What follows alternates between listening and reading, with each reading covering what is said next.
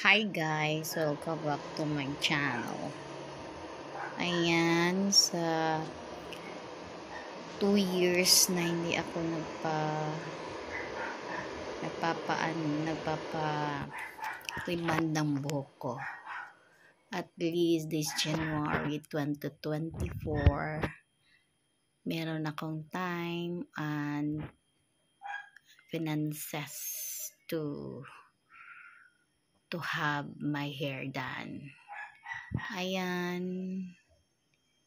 Thank you sa nag-ano ng hair ko. Tapos, ayan na. Ang ano pala, ang tagal matapos. Siguro mga more than half day, no? Talagang ganun magpaano ng buhok, magpagawa ng buhok. Ilang wash din ng buhok, mga 4 times. Kasi ano to, balayage siya. Tapos rebond. Tapos color. Tapos, parang satisfied naman ako. Yun lang. I hope. Kaya ako nagpagawa ng aking buhok. Kasi, yung isang client ko, sinasabihan ako na,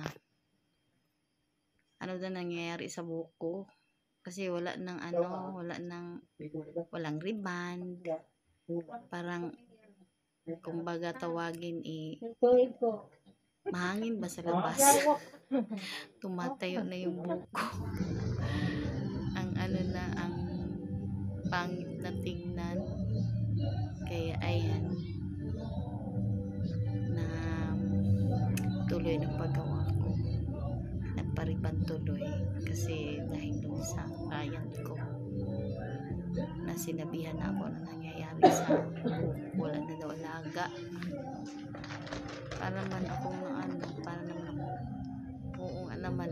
ilang years na naman na hindi ako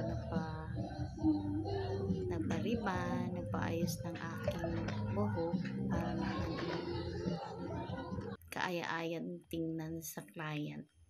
Di ba? Thank you. Yun lang yun. Dapat talaga bigyan din natin ng time yung ating sarili na mag-ayos, magpariban ng buhok. Hindi naman sa maarte or ano. Gusto mo lang pleasing ka. Pleasing ka kung may mga client ka na kakausapin. Yun ang dahilan. Thank you for watching my video. Subscribe. Kailangan din natin pahalagahan ang ating sarili. Kaya bigyan talaga natin ng atensyon ang ating mga ayos, ang ating sarili, para meron tayong confident sa sarili natin. Yun guys. Bye. Na mag-subscribe kayo sa aking channel.